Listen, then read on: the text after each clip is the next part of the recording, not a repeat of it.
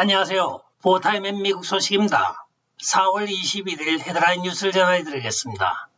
포타임에 오늘의 첫 번째 소식입니다. 지금 지방에는 한 로컬 TV가 도널드 트럼프 대통령 파리를 시작하였습니다. 수요일에 피어스 모건이 진행하고 있는 모건 라이브라고 하는 TV에서 도널드 트럼프 대통령과 대담을 하고 있습니다. 1차적으로 그 영상을 보면 도널드 트럼프 대통령이 나는 매우 정직한 사람입니다 하고 이야기를 하니 사회자인 모건이 정말로요? 그러니 도널드 트럼프 대통령이 네 그렇습니다. 여기에 피어슨이 도발을 합니다. 2020년 선거는 매우 공정하고 정직한 선거였습니다 하니 도널드 트럼프 대통령이 그것은 바로 바보들이나 하는 말입니다 하고 모건에게 반박을 합니다. 그러자 모건이 제가 그렇다고요? 바보라고요? 하니까 도널드 트럼프 대통령이 화가 나서 세트장을 나가면서 지금 네가 하고 있는 일이 바로 바보짓이야. 그리고 카메라를 꺼. 그러고 나갔다고 합니다. 그러나 불과 1시간 후에 도널드 트럼프 대통령 측에서는 75분에 해당하는 풀 영상을 다 공개를 합니다. 거기는 어디도 도널드 트럼프 대통령이 인터뷰 도중에 나간 장면이 없습니다. 도널드 트럼프 대통령이 마지막 한 8분 10분 동안은 거의 아무런 정치적 이야기나 선거 이야기가 없습니다. 단지 저희가 일전에 보도해드렸던 마라라고 해서 홀인원 하였던 그 골프 사건을 이야기를 하면서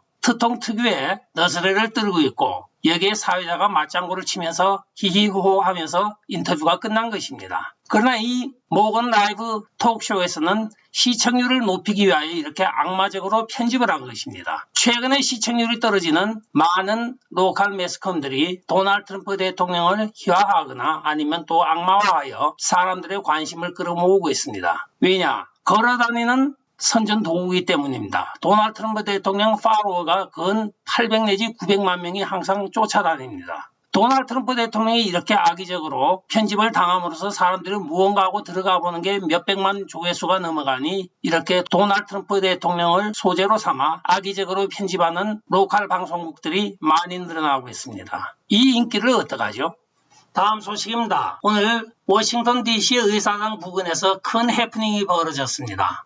육군 특수부대의 고공점프 훈련을 사전에 통보받지 못한 워싱턴에 있는 DC 폴리스 디파먼트가 테러 위험 있는 사람들이 비행기가 접근을 하고 공중 점프를 하고 있기 때문에 모든 의사당과 부속 건물에 있는 사람들은 지하 벙커로 대피하십시오 하고 방송을 하고 난리가 났었습니다. 나중에 이 의사당을 선회하면서 많은 고공점프가 이루어졌는데 이것은 바로 육군이 군사훈련의 하나로 고공점프 훈련을 한 것이 마침 의사당 부근이었던 것입니다. 이제는 국방부 발표도 체크업을 하지 아니하고 또한 국방부에서 사전에 의회에 통보도 하지 않았다고 합니다. 한편 이에 대하여 낸시 펠로시 하원의장은 FAA 즉 연방항공청이 의회에 통보를 하지 않은 것에 대하여 변명의 여지가 없고 어처구니가 없다고 비난을 하고 있습니다. 간만에 낸시 펠로시가 정신 똑바로 박힌 일을 하고 있습니다. 당나라 행정에 당나라 군대가 되어 있는 현실입니다. 다음 소식입니다. 지금 미국 대통령이 조 바이든인지 아니면 CDC 주장이 왈렌스키인지 구분이 가지 않습니다. 월요일 날 법원에 의하여 마스크 강제 조항을 중지시켰습니다. 여기에 조 바이든이 기자들에게 이것은 개인이 판단할 문제이지 우리 백악관이 관여할 문제가 아닙니다 하고 말한 지 불과 몇 시간 후에 다시 또 말을 번복하고 있습니다. 그 말의 번복은 만약에 CDC의 수장인 월렌스키가 마스크를 하라고 하면 다시 마스크 강제조항 명령을 발할 것입니다 하고 이야기를 하고 있습니다. 도대체 이 나라의 대통령이 CDC 국장인 월렌스키인지 조 바이든인지 구분이 가지가 않습니다. 다음 소식입니다. 민주당 상원위원장인 게리 피러스와 또 조 맨신 그리고 라파엘 머노 등의 9명의 민주당 상원의원들이 조 바이든의 타이틀 42 철회를 지금 반대한다고 공식적으로 성명을 발표하고 있습니다. 3월 한 달에만 23만 명에 가까운 불법 입국자들이 국경을 넘었습니다. 5월이 되어 조 바이든이 타이틀 42를 철회를 하게 되면 이들은 입국하는 즉시 미국 전역으로 흩어지게 되어 있습니다. 이때까지 이들을 추방할 수 있었던 가장 빠른 방법은 타이틀 42에 의하여 백신을 맞지 않은 사람은 무조건 재판이고 뭐고 필요 없이 추방을 할 수 있게 되었던 것입니다. 그러나 조 바이든이 이것을 철회하게 되면 공중보건위생에 대한 위험뿐만이 아니라 불법 입국자들이 미국에 넘쳐나게 돼 있는 것입니다. 안 그래도 민주당 지지율이 하락하고 있는 입장에서 민주당 상원들이라도 지금 난파선에서 뛰어내리고 있는 것입니다. 따라서 타이틀 42 처리는 아마 어려울 것으로 보여지고 있습니다.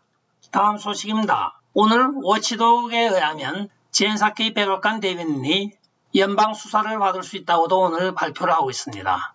그것은 바로 일전에 팍스뉴스 백악관 특파원인 듀시 기자가 질문을 하였을 때 바보 같은 이런 표현을 한 것이 화근이 되고 있습니다. 최근에 그녀의 두드러진 상대 비하의 발언에 대하여 많은 기자들이 불만을 나타내고 있습니다. 여기에 워치독이라고 하는 언론감시단체에 지금 보고가 많이 들어와서 워치독에서는 지금 연방법원에 공무원 윤리강령에 의한 위반 혐의로 지금 젠사키를 고발한다고 전하고 있습니다. 젠사키가 최근에 MSNBC로 이적한다는 공식 발표까지 나온 마당에 자기 자신이 아직까지는 공무원의 입장에서를 잊어버렸다고 하면서 워치독에서는 시범 케이스로라도 꼭 고소를 하겠다고 오늘 밝히고 있습니다. 만약에 워치독에 의하여 어떤 벌금형 이상을 받게 되면 공무원 연금은 한 푼도 수령할 수 없게 되어 있습니다.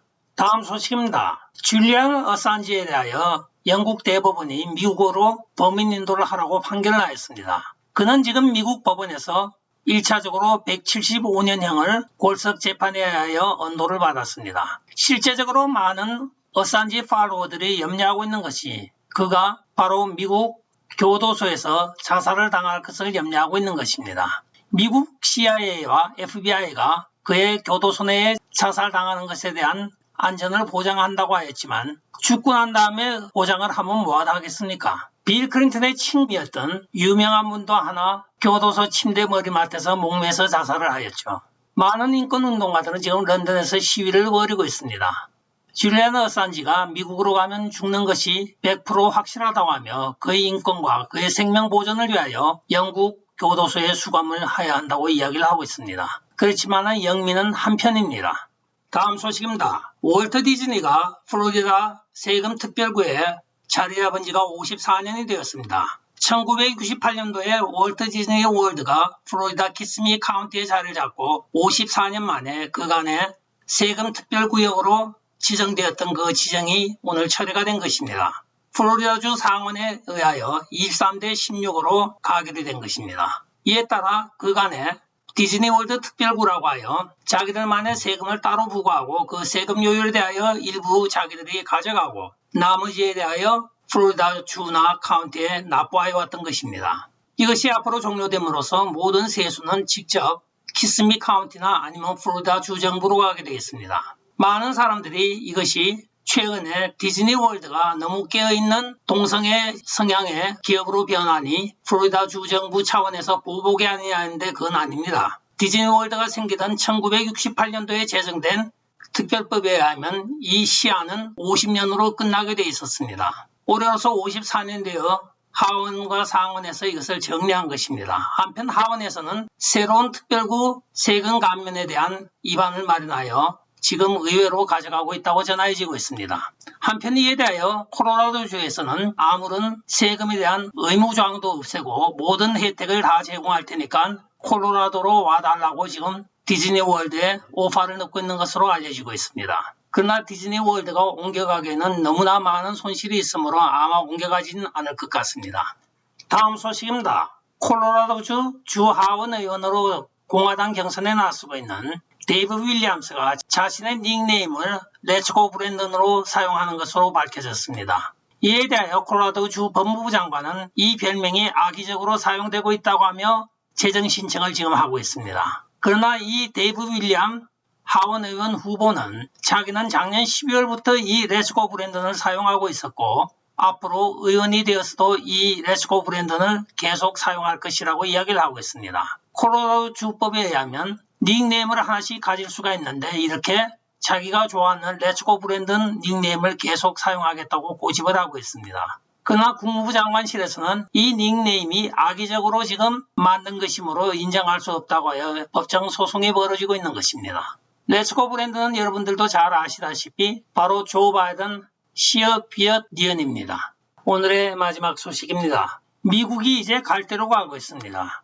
청교도 크리스찬 정신에 의해 국가가 세워진 지 불과 몇백 년 만에 지금 펜실베니아 주에서 한 초등학교에 방과 후의 특별 활동으로 사탄 클럽을 만들었습니다. 우리가 쫄쫄 빠는 사탕이 아니고 사탄, 즉 악마를 말하는 것입니다. 악마를 숭배하는 이 클럽을 만들어서 방과 후의 아이들 보고 이 클럽에 가입을 하라고 촉구를 하고 있습니다. 그러나 다행인 것은 펜실베니아 교육부가 아직까지 그렇게까지 망가지지 않은 것 같습니다. 오늘 긴급성명에서 펜실베니아 교육부는 이 활동을 즉시 멈추라고 하며 인정할 수 없다고 발표를 하고 있습니다. 끝까지 시청해 주셔서 감사합니다. 좋아요, 구독, 알림 그리고 공유 부탁드리고 댓글 많이 부탁드리겠습니다. 안녕히 계십시오. 바이.